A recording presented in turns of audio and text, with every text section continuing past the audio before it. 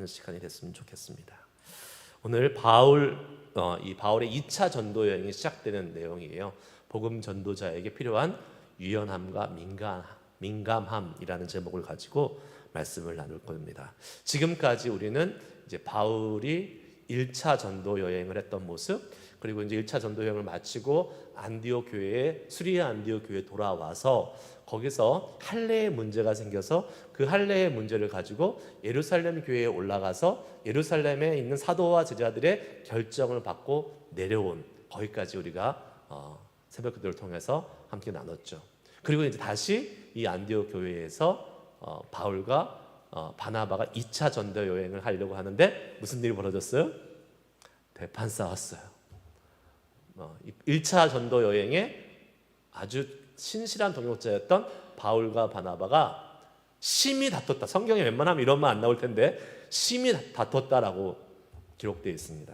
성경은요 정확한 책인 것 같아요. 이런 말은 사실은 안 해도 되잖아요. 굳이 만약에 성경이 조작하려 그러면 그냥 이런 말 빼고 좋은 말만 쫙 이렇게 만들었을 텐데 성경은 정확하게 아주 기록되어 있습니다. 심히 다퉜다. 요새 말로 하면 대판 싸웠다. 성경에 이제 그런 말로 표현할 수 없으니까 심히 다퉜다라고 이제 표현을 했겠죠. 이슈가 뭡니까? 누구를 데려가는 문제예요? 마가를 데려가는 문제예요. 마가가 왜요? 1차 전도여행 중간에 그만두고 돌아갔잖아요. 그러니까 이 중간에 이렇게 그만두고 갈 거면 얘는 안 돼. 벌써 싹수가 글렀어. 바울은 이제 그렇게 한 거예요. 안 돼. 안 데리고 가. 근데 바나바는 데려가자고. 그러다 그 문제로 싸운 겁니다. 본질적인 문제예요? 비본질적인 문제예요? 비본질적인 문제죠. 네, 이거는 비본질적인 문제예요. 그러니까 사실은 데려갈 수도 있고 안 데려갈 수도 있는 거죠. 그래서 결국은 이 비본질적인 문제로 두 사람은 다른 길로 가게 됩니다. 그런데 여러분, 만약 이 비본질적인 문제로 싸우고 두 사람이 복음을 전하는 걸 그만뒀으면 문제가 되는데 다행히 이 사람들은 계속 복음 전하는 사명은 감당하고 있어. 그게 감사하고 그나마 위안이 되고 잘 된 일입니다. 그리고 오히려 이렇게 두 사람이 헤어져서 다른 곳에 가서 복음을 전하면서 복음이 더 많은 곳으로 전해질 수 있는 또 좋은 결과가 벌어졌습니다. 그것은 뭐냐면 비록 미인간이기 때문에 미성숙한 거죠. 바울과 바나바가 이런 싸우면 안 되죠. 주의를 하는데 왜 싸웁니까? 그런데 그러한 일이 생길 수도 있다는 겁니다. 우리는 안 그럽니까? 우리도 마음이 맞지 않으면 이렇게 좀 의견을 달리해서 이렇게 좀 거리가 더질 수도 있고, 심지어 어떤 교회들은 갈라지기도 하죠. 뭐 갈라지고 헤어지는 걸 정당화하자는 것이 아닙니다. 그러나 만약에 그런 일이 없으면 좋겠지만 그런 일이 벌어졌을 때의 다음이 문제라는 거예요. 다음이 문제.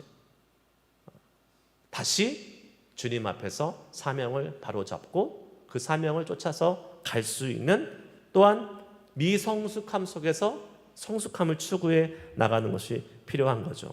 자, 어떤 일이 벌어집니까? 그래서 바나바는 마가라 하는 요한을 데리고 이제 갔고, 바울은 누굴 데리고 갔어요? 실라. 바울은 실라를 데리고 가기 시작했는데, 실라를 데리고 오늘 말씀에 의하면 루스드라에 이르렀는데 거기서 또 누구를 만나요? 디모데를 만납니다.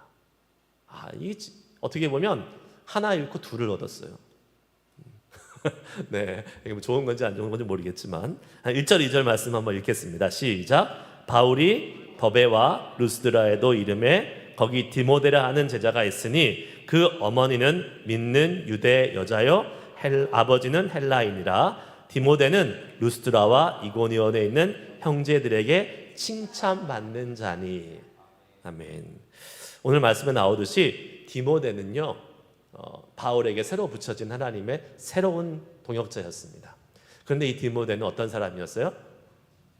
루스드라와 이고니온 그 지역에 있는 사람들에게 칭찬을 받는 사람이었다. 우리는 디모데에 대한 성경의 기록이 또 있잖아요. 어려서부터 외조모와 어머니로부터 신앙의 성경을 교육을 받은 어려서부터 철저하게 신앙훈련을 받은 자, 그리고 신앙적으로 준비되어 있었고, 그리고 또 지금 오늘 말씀에 의하면 사람들로부터 칭찬을 받았다. 이건 뭐예요? 이 사람의 인격과 성품이 그만큼 인정받고 좋은 사람이었다라는 것을 우리는 예측해 볼 수 있는 것이겠죠.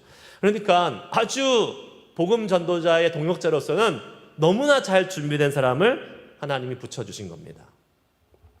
우리가요, 믿음 생활을 하면서 믿음의 여정을 수십 년 쫙 가는데 소중한 사람들, 특별히 교회를 잘 섬기던 사람들과 동역하던 사람들과 피치 못할 사정으로 헤어지게 되는 경우가 있습니다. 그렇죠. 뭐 여러 가지 뭐 이유가 있을 수 있겠죠.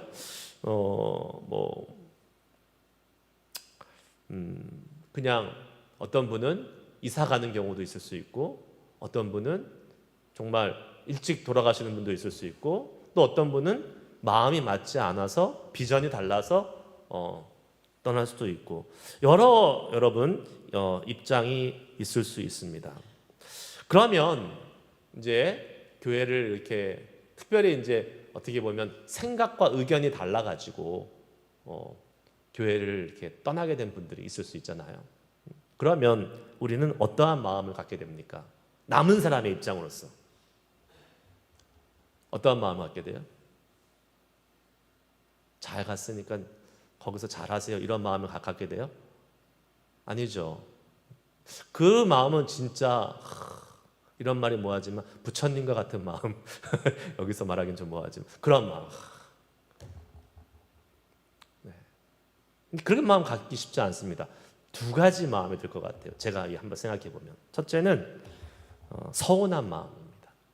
네. 아니 어떻게 우리를 놔두고 딴 데 갈 수 있어? 네. 어떻게 우리 그럴 수 있어? 약간 배신감? 네. 그런 거 이제 느낄 수 있겠죠. 또 하나는 마음은 뭐예요? 네. 다시 빨리 왔으면 다시 돌아와야 될 텐데 라는 애착. 좋은 말로 애착이지 조금 그게 지나치면 뭐라고 하죠? 집착이죠. 네. 그 마음이 들 수가 있어요. 두 가지 마음 드는 거예요. 그러나 여러분 잘 생각해 보십시오. 이 마음이 과연 도움이 되는 마음인가 아닌가 잘 생각해 보세요. 바울과 바나바는 각자의 선교의 길로 가서 더 많은 복음의 열매를 거두었습니다. 잘 생각해 보세요, 여러분. 우리가 뭐 여기 있는 사람이 다 같이 천년만년 우리가 죽을 때까지 다 같이 신앙생활 할 수 있으면 좋겠지만 그렇게 안 될 수도 있잖아요, 얼마든지. 아까 말씀드린 대로 여러 가지 경우에 따라서 자기의 길로 갈 수가 있습니다. 특별히 이제 마음이 맞지 않거나 생각이 달라서 이제 다른 길로 가는 경우, 요새 말로 말하면 교회를 옮긴 경우를 생각해 볼 수 있겠죠. 그러면 여러분 어떻게 해야 됩니까? 우리의 마음, 물론 떠나가신 분들에 대한 마음은 안타까운 마음, 좀 그런 마음이 당연히 있겠죠. 그리고 다시 왔으면 좋겠다는 마음을 갖는 것은 진짜 사람으로서 가는 인지상정입니다. 그러나 여러분 반대로 생각해 보십시오. 이렇게 하나님의 계획 가운데 움직였다면 어떻게 하실 겁니까? 돌아오라고 얘기해야 돼요? 하나님의 계획 가운데 그 사람이, 우리는 당연히 우리 안에서 같이 있으면 좋겠지만 하나님의 계획 가운데 그 사람을 향한 뜻이 있어서 다른 섬김의 자리, 다른 사역의 자리에 갔다면 우리는 어떻게 해야 됩니까? 계속 빨리 오라 그래야 돼요? 아니, 오라 그러면 안 돼요. 그러면 여러분, 그거를 이제 판단하기가 어렵죠. 네. 정말 저 사람이 잘못 결정하고 그냥 뭐 기분 나빠서 교회 나가는 거면 그러면 빨리 오라고 우리가 설득을 해야 되지만, 심각하게 기도하는 가운데 하나님의 뜻을 발견하고 하나님의 뜻을 쫓아서 갔다라면 우리는 오라고 해서는 안 됩니다. 사실은 그거는 하나님의 뜻에 반하는 거죠. 그럼 똑같은 거 아니에요, 여러분? 우리 교회에 다른 교회에서 오신 분들한테 우리는 막 웰컴해. 잘 오셨어요? 잘 오셨어요? 웰컴합니다. 그런데 우리는 다른 교회 간 분들한테 빨리 와, 빨리 와 그러면 어떻게 되는 거예요? 뭐예요 도대체 그거? 이상한 사람 아니에요 그 사람? 우리 교회 다른 교회에서 우리 교회로 하나님의 뜻 가운데 오셨는데 그럼 그 사람들도 우리의 그 마음이 있다면 빨리 가 빨리 가 이렇게 해야 되는 게 맞는 거 아니에요? 동의를 안 하시는가? 저 그 생각이 들더라고요. 예. 그렇잖아요. 만약에 우리를 떠난 분들이 빨리 우리 교회로 와야 된다 그러면 다른 교회에서 우리 교회에 오신 분한테 빨리 가 이렇게 얘기해야 되는 게 맞는 거죠. 어떻게 생각하세요, 여러분? 압니다. 정이 들고 또 우리가 신앙에 얼마나 많은 그 역사를 같이 하면서 같이 함께 왔던 소중한 지체들이잖아요. 그러니까 다시 왔으면 좋겠다라는 그러한 마음이 있지요. 그러나 잘 생각해 보십시오. 제가 여러 번 말씀드렸어요. 만일 그분이 우리 교회를 어떠한 피치 못할 사정에 의해서 떠나신 분들이 계세요. 그럼 당연히 우리가 권면해서 다시 교회로 오도록 한두 번은 이야기해 볼 수 있습니다. 그러나 그분이 새로운 곳에 가서 정말 신앙적으로도 성숙하고 있고 신앙적으로 너무 잘 지내고 있어요. 우리 교회에 있을 때보다 더 헌신하면서 잘 하고 있어요. 그럼 어떻게 해야 돼요? 우리 교회로 오라고 끌고 와야 돼요? 아니에요. 아닙니다. 하나님의 뜻 가운데 만약에 그렇게 됐다면 우리는 그거를 인정하고 축복해 줄 수 있어야 되는 것입니다.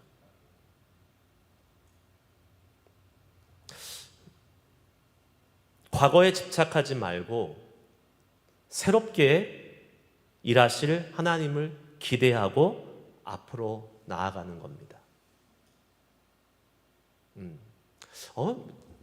저 교회는 다른 교회를 가도 그냥 상관 안 하나 보다. 이게 아니에요, 여러분. 이 마음이 아닙니다. 소중하죠.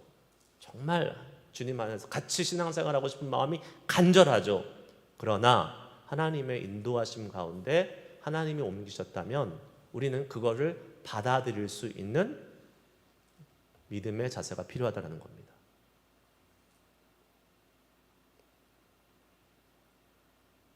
네. 그리고 정말 우리 솔직히 얘기해서 우리 교회만 교회 아니잖아요. 우리 교회만 교회입니까? 다른 교회 좋은 교회 많아요, 여러분.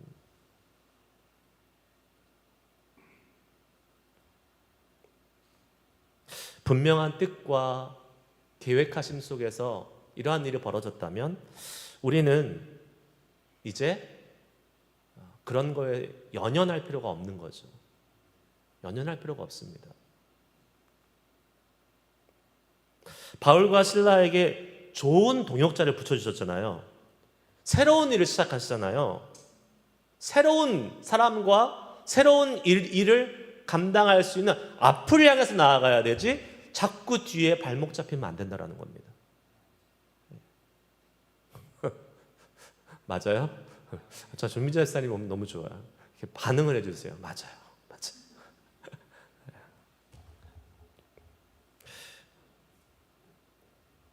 우리가 계속해서 말씀드리지만 그런 일들이 없으면 좋겠지만 어쩌면 앞으로도 생길 수 있고 또 어쩌면 우리의 그러한 신앙의 여정, 우리가 나아가는 길 가운데 피치 못할 사정에 의해서 이런 일들이 벌어질 때에 우리는 정말 깊이 심각하게 기도하면서 하나님의 뜻이 무엇인지를 잘 살펴봐야 되는 것입니다. 예수님 말씀하셨습니다. 마태복음 9장 17절 말씀 같이 한번 읽겠습니다. 시작. 새 포도주를 낡은 가죽 부대에 넣지 아니하나니 그렇게 하면 부대가 터져 포도주도 쏟아지고 부대도 버리게 됨이라. 새 포도주는 새 부대에 넣어야 둘이 다 보존되느니라. 아멘. 예수님의 말씀하신 핵심은 뭡니까? 예수님이 오셨는데 자꾸 과거의 율법과 과거의 관습에 얽매이지 말라는 겁니다. 그리고 주님과 함께 새로운 길로 나아가자라는 거예요. 여러분, 제 말을 오해해서는 안 됩니다. 교회를 쉬거나 떠나거나 한 분들에게 관심을 갖지 말라는 게 아니에요. 관심을 가지세요. 그러나 집착하지는 마시라는 겁니다. 하나님이 오히려 하나님이 하실 새로운 일을 기대하시라는 겁니다. 그 에너지 쏟을 시간에 새로운 하나님의 일을 기대하시라는 거예요. 오히려 새로우신 분들에게 집중하세요. 예. 새롭게 일하실 하나님을 기대하라는 거예요. 우리에게 실라와 디모데와 같은 하나님이 주실 새로운 일들을 기대하자라는 겁니다. 떠나간 바나바 자기 일 열심히 하고 있어요. 그쪽에서 선교 열심히 하고 있어요. 야, 바나바, 너 나랑 같이 와서 같이 사역해야 되는 거 아니야? 이렇게 하지 말라는 겁니다. 이제 하나님이 뭐예요? 실라와 디모데를 붙여주시면 이 실라와 디모데와 함께 나아가는 거예요. 그게 바울이 지금 해야 될 일이었잖아요.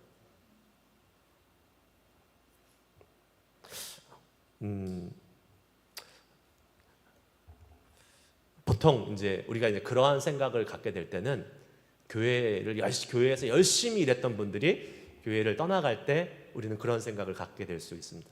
뭐 그냥 예배만 왔다 갔다 하시는 분이 교회 안 나오시면 그럴 수도 있겠다 생각하지만, 뭐 교회에서 진짜 막 큰 역할을 감당하던, 중추적인 역할을 감당하던 분들이 교회를 이렇게 떠나시게 될 때는 우리는 참 저분 없으면 진짜 교회가 힘들 텐데, 어려워질 텐데, 정말 중요한 분인데, 이러한 생각을 하게 됩니다. 그리고 이제 격정이 되죠. 그러나 걱정하지 마십시오. 왜요? 교회는 누구의 교회예요?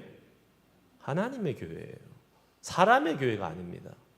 앞에서 뭐 아무리 그 사람이 대단한 일을 하고, 심지어 목사가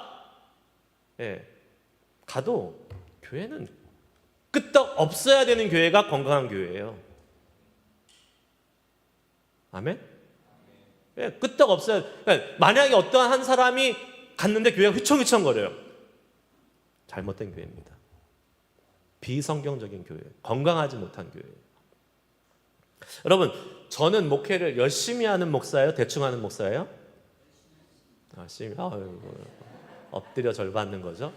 여기서 목사님 열심히 안 해요 이렇게 말할 사람 아무도 안 계시죠? 열심히 하는 목사. 저도 열심히 하려고 노력을 합니다. 그러니까 제가 여태까지 목회했던 교회를 이렇게 여러분 한번 생각해 보세요. 제가 만약에 이제 그 교회에 어떤 사정이 있어서 사임하고 떠날 때 교인들이 어떤 말을 많이 했겠어요?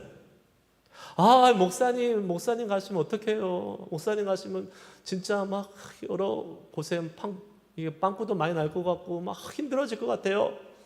그런 말을 했겠어요, 안 했겠어요? 했어요. 많이 했어요. 그런데 그 교회들 지금 어떻게 있어요? 빵꾸가 났어요? 아니요. 잘 돌아가고 있습니다. 아주 잘 되고 있어요.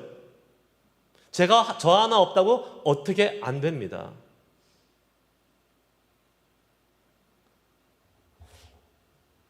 제가 없으면 또 하나님이 새로운 목사님 보내셔서 더 잘하고 계세요. 걱정할 필요가 없다라는 겁니다. 실제로 아무 영향이 없어요, 여러분. 잠깐 이렇게 바뀔 때, 목사님들 바뀔 때 조금, 그때는 새로운 사람이 오니까 적응 기간이 필요하니까 살짝 어색함이 있긴 하겠지만 아무 일 없습니다.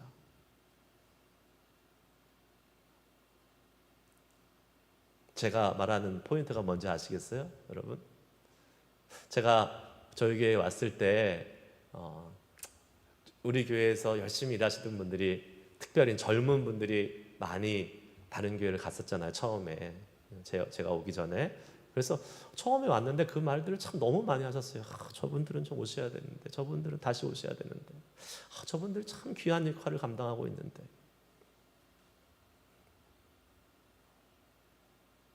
압니다. 말 그대로 정이 들었잖아요. 그러나 하나님의 눈으로 보세요. 그분들이 없다고 교회에 문제가 있습니까? 있어요? 없어요. 아무 문제 없어요. 다 잘 돌아가요. 더 잘 돌아가요. 하나님이 더 새로운 사람들을 통해서 일하세요. 그래서 우리는 서운해하지도 말고 집착하지도 말고 축복하면 되는 거예요. 축복하면 되는 거예요. 교회는 그런 곳입니다. 우리 교회만 교회가 아니에요. 하나님이 다른 부르심 가운데 또 가서 다른 사역을 할 수 있는 겁니다. 그렇다고 내일부터 다른 교회 가신다고 그러면 안 돼요. 네. 그러면 제가 이제 한 번은 붙잡습니다. 그런데 하나님은 이렇게 새로운 일을 하시잖아요. 새로운 사람들을 붙여주시고 또 새로운 일을 행하시고 그런데 이게 사실은 또 쉬운 일은 아닙니다. 왜 그렇습니까? 새로운 사람을 만나는 것은 늘 항상 긴장감이 있어요. 어색하죠. 처음에는 다른 말로 하면 불편합니다.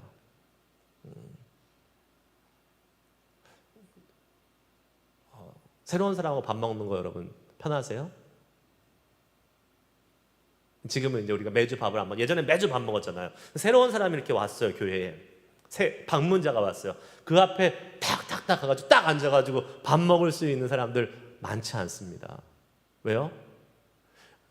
그 말도 이해가 돼요. 목사님 일주일에 한 번 와서 교회에서 밥 먹는데 좀 편하게 먹읍시다. 이렇게 얘기하시는 분들이 있어요. 맞아요. 그래서 사실은 이제 새로 오신 분들하고 식사 같이 하는 게 쉽지는 않은 일이에요. 그러나 그래서 이제 보통 이제 교회들이 새가족 팀을 만들어서 그나마 이제 좀 이렇게 그런 어색함을 달래고 누구든지 같이 먹을 수 있는 사람들이 붙여서 은사가 있는 분들이 좀 같이 새가족 팀에서 같이 함께 식사를 하게 하죠. 그러나 여러분 내가 그렇게 못하다 할지라도 내 마음만큼은 그 앞에 가서 밥을 같이 먹지 못한다 하더라도 내 마음만큼은 그 새로운 사람들을 향해서 항상 열려 있어야 되는 겁니다. 하나님이 하실 일들을 기대하면서 좀 불편해도 좀 어색해도 같이 나아가야 되는 것이에요. 제가 지난주 설교 시간에 말씀드린 거 기억나시죠? 아무것도 하지 않으면 아무 일도 일어나지 않습니다.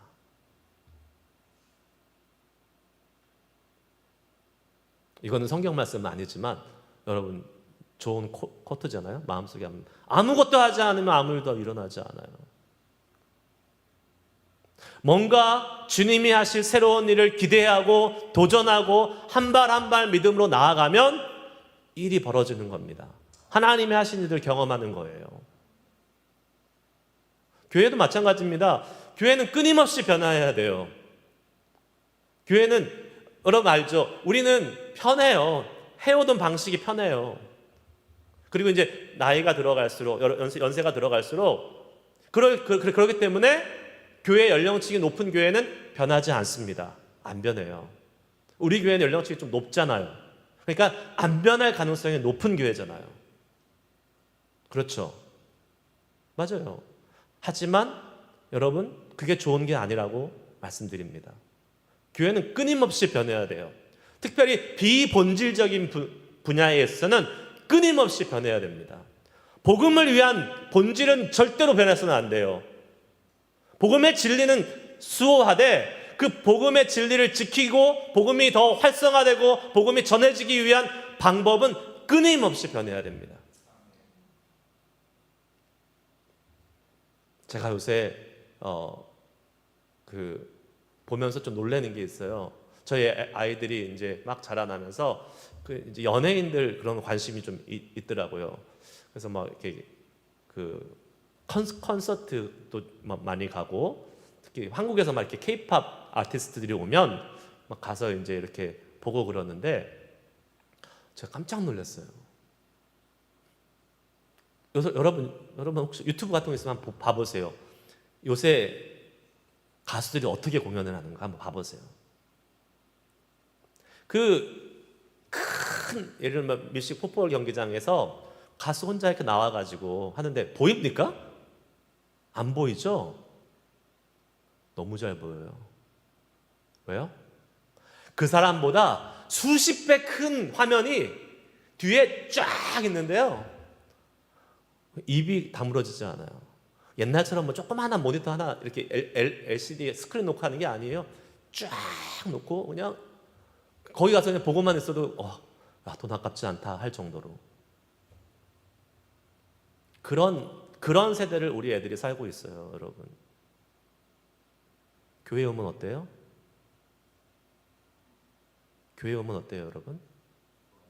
이런 말이 뭐하지만 쌍팔년도 스타일로 그대로 멈춰 있어요. 왜요? 우리가 편하니까. 기성세대가 그게 편하니까.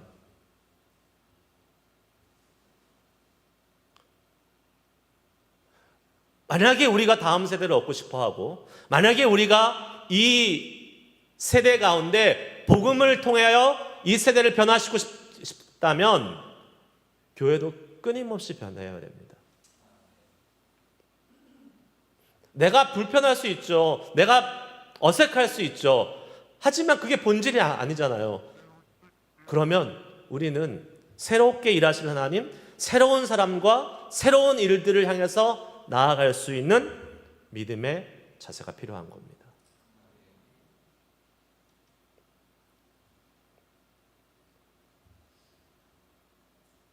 저는 그렇게 목회하려고 그래요.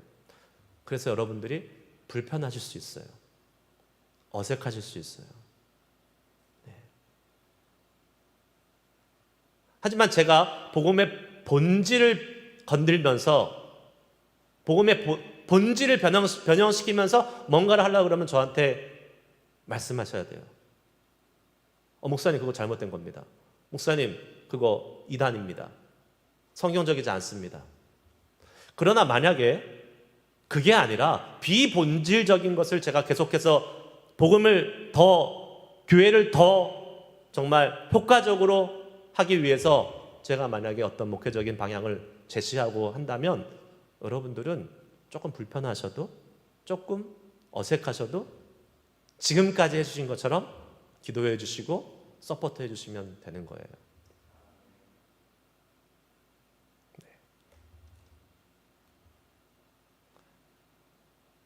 저는 그러한 마음이 있어요. 이제 우리가 계속 기도해 오지만 만약 예배가 정말 1부, 2부로 딱 나눠지면 진짜 그렇게 예배 1부 예배는 완전히 이렇게 클래식하게 예배할 수 있나 할 정도로 진짜 클래식하게 하고 2부 예배는 좀 너무 심한 거 아니야? 할 정도로 컨템포러리하게 할 겁니다. 완전히 극과 극의 예배를 할 거예요. 그래서 이제 여러분들이 초이스가 생기시는 거죠. 나는 진짜 이렇게 옛날 식으로 고전 찬송가 쫙 부르면서 가능하면 파이프 오르간은 없지만 전자 오르간을 쫙 치면서 이렇게 예배하면 그것도 좋고, 또 한쪽에서는 진짜 밴드 딱 언젠가는 그 일이 벌어지겠지만 컨템포러리하게 밴드 쫙 하고 앞에 막 조명도 막 얼럭덜럭하게 할 수 있으면 하고 그렇게 해서 선택해서 오시면 된다고요. 그 전까지는 어떻게 해요? 가운데 이렇게 있을 거예요. 가운데 이렇게 딱 이렇게 있고.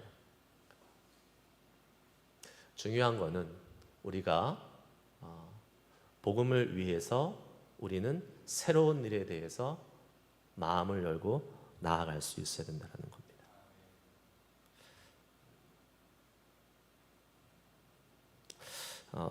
이러한 주님의 새로운 일에 대해서, 새로운 일하심에 대해서 우리가 필요한 자세가 있습니다. 믿음의 자세가 있습니다. 그것이 뭡니까? 바로 탄력성입니다. 유연성, 플렉서빌리티가 있어야 돼요. 강하면 부러집니다, 여러분. 그러나 유연하면 계속해서 상황에 맞춰서 우리를 잘 유지해 갈 수 있어요. 바울이 지금 오늘 3절 말씀에 보면 디모데를 데려다가 뭘 행했습니까? 할례를 행했습니다. 한번 읽어볼까요? 3절 시작. 바울이 그를 데리고 떠나고자 할새 그 지역에 있는 유대인으로 말미암아 그를 데려다가 할례를 행하니 이는 그 사람들이 그의 아버지는 헬라인인 줄 다 알미러라. 아멘. 좀 이상하지 않습니까? 방금까지 읽었던, 우리 어제까지 읽었던 본문에 할례를 하라 그래서 하지 말라 그랬어요? 하지 말라는 건 아니고 안 해도 된다고 분명히 얘기했어요.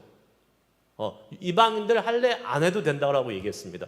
그러면 지금 이제 그 얘기를 듣고 바울이 왔는데 바울은 할례를 행하지 않아도 된다는 입장이었기 때문에 힘을 얻은 거죠. 또 이렇게 딱 공인을 받은 거잖아요. 권위 있는 예루살렘 교회로부터. 그러니까 할례를 이제 안 해. 할 필요 없어 하고 딱 얘기하고 다니는데 디모데를 데려다가 할례를 행했다는 거예요. 이상하잖아요. 왜 했습니까? 디모데의 어머니가 유대인이었어요. 그렇기 때문에 앞으로 이 디모데와 같이 함께 복음을 전하는 사역을 해나가는 데 있어서 디모데가 할례를 안 받았으면 그게 걸림돌이 될 수 있는 겁니다. 그러니까 할례를 안 해도 되지만 복음을 위해서 할례를 행했던 거예요. 이게 본질 비본질의 아주 극명한 예입니다. 할례가 본질이 아니라는 겁니다. 비본질이에요. 할 수도 있고 안 할 수도 있는 거예요. 근데 하지 말아도 된다라고 분명히 얘기했는데 바울은 굳이 데려가서 했다라는 거 아닙니까? 왜요? 비본질적인 부분이고 이것이 복음 전하는 데 도움이 될 수 있으니까.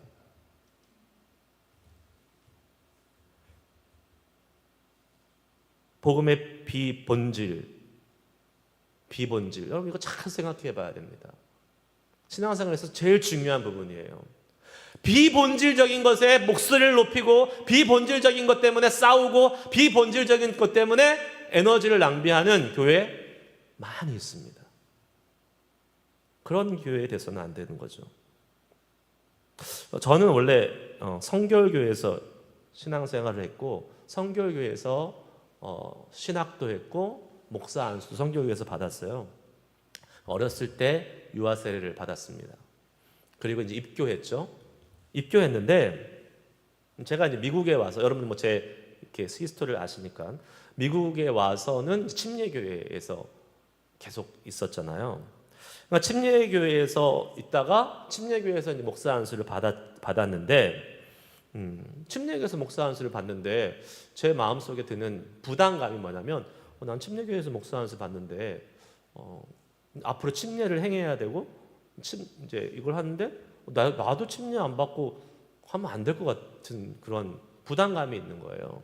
그래서 저는 제 스스로 마침 그때 제가 미국 교회를 다니고 있었는데 그 미국 교회 목사님한테 이야기해서 저 침례 받겠습니다 라고 이야기하고 침례 받았죠. 자원해서 받은 거예요. 저 같은 경우는. 근데 저는 이런 분들 많이 보았어요. 이제 교회가 제가 침례교회에서 목회하는 동안 장로교나 뭐 감리교나 이런 다른 교단에서 오신 분들이 있어요. 그러면 나는 목에 칼이 들어와도 절대로 침례 못 받아 이러신 분들을 본 적이 있어요. 네. 누가 받으래요? 권유하잖아요. 그러니까 이게 뭐 세례는 인정하지 않습니다. 침례만 맞는 겁니다. 이게 아니에요. 침례교회에서 하는 건 그게 아니라고 제가 예전에도 말씀드렸죠. 그러니까 로마에 와서 로마의 법을 따르고 그 교회의 전통을 존중하는 의미에서 침례를 받으세요라고 얘기하는 거지 세례는 인정하지 않습니다. 이거 아닙니다. 근데 절대로 나는 침례 못 받아요. 이렇게 얘기하시는 분들이 보았습니다. 그러면 왜 침례교를 다니고 계세요? 그분들은 장로교나 감리교 가시지. 본질이 아니라는 겁니다. 그거는 본질이 아니에요. 자기가 갖고 있는 신앙의 전통과 고집을 계속 갖고 있는 거예요. 근데 왜 그럼 침례교회에 와서 신앙생활을 해요? 다른 장로교, 감리교 가시지. 희한하죠. 이해할 수 없는 일이 참 인간에게 많이 있습니다. 뭐예요? 여러분, 본질적인 것에 집중하자라는 겁니다. 침례를 받을 수도 있고 안 받을 수 있는 거예요. 목에 칼이 들어도 못 받는 거 아니에요. 안 받을 수 있어요. 근데 그러한 태도로 신앙생활을 해서는 안 된다는 것입니다. 교회의 본질이 아니기 때문에 그래요. 복음의 유연성을 갖자라는 겁니다. 복음을 가지고 나아가는데 유연성, 탄력성이 있어야 돼요. 교회 인테리어를 바꾸는 것은 본질적인 것이에요? 비본질적인 것이에요? 비본질적인 것이에요. 네. 교회의 십자가의 불을 바꾸는 건 본질적인 것이에요? 비본질적인 것이에요? 비본질적인 것이에요. 이 십자가보다 내 마음에 있는 십자가가 본질적인 것이에요.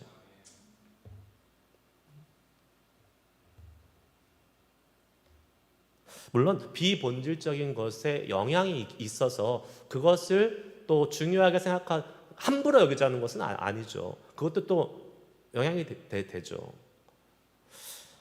그러나 여러분 잘 기억하시고 우리 앞으로 이제 가야 됩니다. 비본질적인 것은 얼마든지 바뀔 수 있어요.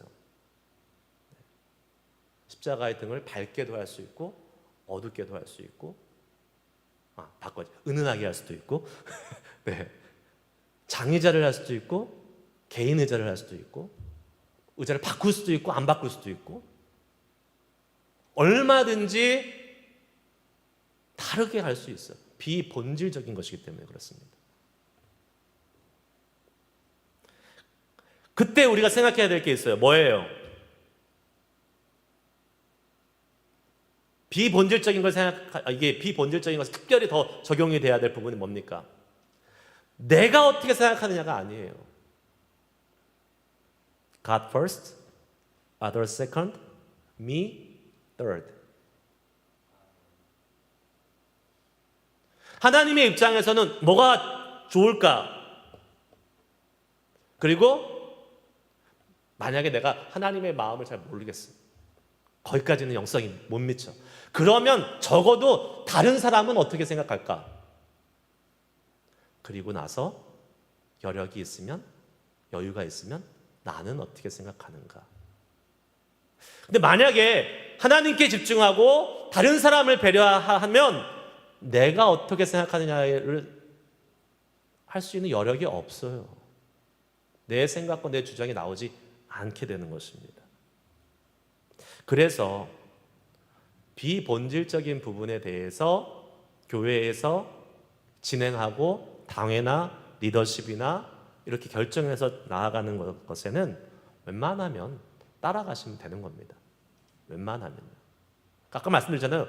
이단으로 가. 막 성경적이 아닌 걸로 가. 그러면 목숨 걸고 주장하고 싸우셔야 돼요.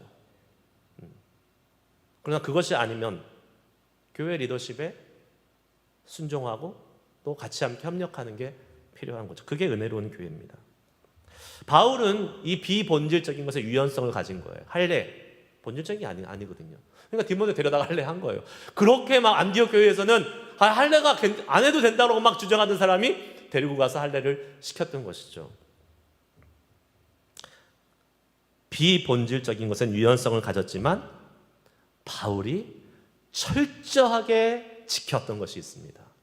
목숨 걸고 지켰던 것이 있어요. 그게 뭐예요? 성령의 음성에 민감했던 것입니다. 성령의 음성에 민감했어요. 바울이요, 가고자 하는 곳이 있었습니다. 여러 곳이 지금 나오는데 6절 말씀 한번 읽어볼까요? 시작. 성령이 아시아에서 말씀을 전하지 못하게 하시거늘. 원래 아시아 쪽으로 가서 복음 전하려고 그랬죠? 그런데 어떻게 됩니까? 10절 말씀 읽습니다. 시작. 바울이 그 환상을 보았을 때에 우리가 곧 마게도냐로 떠나기를 힘쓰니 이는 하나님이 저 사람들에게 복음을 전하라고 우리를 부르신 줄을 인정함이로라. 아시아가 아니라 마게도냐로 가게 됩니다. 유럽 지역으로 가게 되는 거죠. 성령의 인도하심에 민감했어요. 아무리 하고 싶어도, 아무리 내 마음에 들지 않아도 성령님께서 하라 그러시고 하나님의 영이, 예수의 영이 인도하시면 거기에 순종해서 즉시 갔다라는 것입니다. 이것이 우리의 모습이어야 됩니다. 여러분, 하나님의 음성, 성령의 음성, 성령의 인도하심에 민감하잖아요.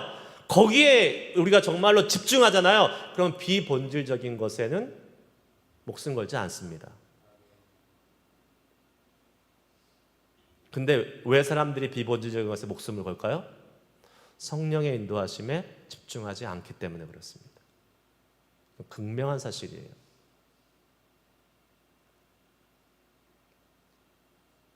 교회가 은혜로운 교회, 하나님이 원하시는 교회로 나가려면 온 교회가 이 진짜 민감해야 될, 집중해야 될, 목숨을 걸어야 될 성령의 인도하심, 성령의 말씀하심에 우리가 집중해야 돼요.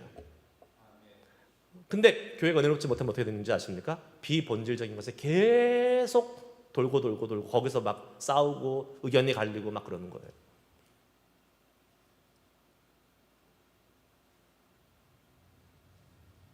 우리가 이 시간 기도할 때에 하나님께 다시 한번 성령의 인도하심에 민감하기를 기도했으면 좋겠습니다. 성령의 인도하심에 민감한 사람,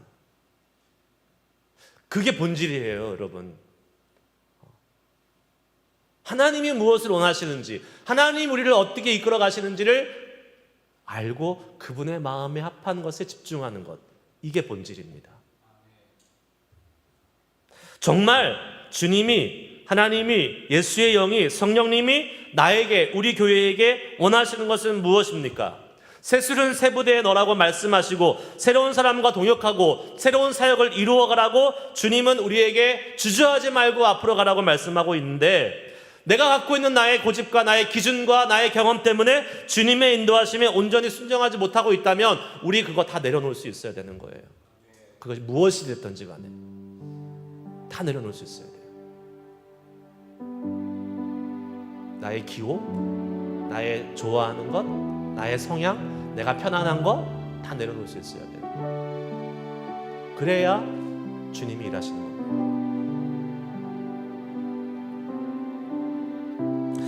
그 하나님의 일하심에 여러분들이 중심에 서 있을 수 있는 분들이 되기를 축복합니다. 진짜 하나님이 새로운 일을 이루고 계세요. 우리 교회도, 여러분의 삶에도 새로운 일을 이루고 계십니다. 그 하나님의 일을 한번 보고 경험하실 수 있기를 축복합니다. 이 시간 기도하실 때에 하나님께 이렇게 한번 구하면서 기도해 봅시다. 하나님, 혹시 행여나 내가 정말 비본질적인 것에 마음이 빼앗겨 있지는 않습니까? 정말 주님이 원하시는 이 성령님께 집중하고 하나님이 원하시는 것이 무엇인지를 계속 간구하는 민감한 사람으로 살아야겠는데, 우리 참 사람들은 근데 그게 반대로 될 경우가 참 많이 있어요. 눈에 현혹되고 귀에 현혹되고 우리가 갖고 있는 여러 가지 경험과 감성에 마음이 막 움직이기 때문에 이 육적인 것에 참 많이 휘둘릴 때가 많이 있습니다. 그러나 주님이 우리에게 원하시는 것은 영적인 것에 집중하는 것입니다. 주님이 원하시는 것이 무엇인지 더 기도하고 더 주님의 뜻을 잡고 더 하나가 돼서 나아갈 수 있는 그러한 믿음의 공동체를 꿈꾸면서 우리 시간 기도합시다. 기도합시다. 주님, 새술은 새 부대에 넣어야 된다고 주님 말씀하셨습니다. 우리가 새로운 사람들과 동역하고 새로운 사역을 시도하는 데 있어서 주저하지 말라라고 성령님은 말씀하십니다. 이제 나의 생각들, 아직도 내려놓지 못하고 있던 나의 생각들이 있으면 주님 앞에서 내려놓게 하시고 온전히 성령님의 인도하심으로, 성령이 인도하시면 하나 되어 나갈 수밖에 없는 거예요. 왜요? 성령은 하나이기 때문에. 우리 가운데 이 주님의 영을 더하여 주시고 하나됨의 영으로 주님 주의 일을 새롭게 이루어갈 수 있는 몸된 교회 될 수 있도록 우리 교회를 축복하여 주시고 내 자신도 그렇게 사용하여 주시옵소서. 함께 기도하며 나아가겠습니다. 기도할 수 있습니다.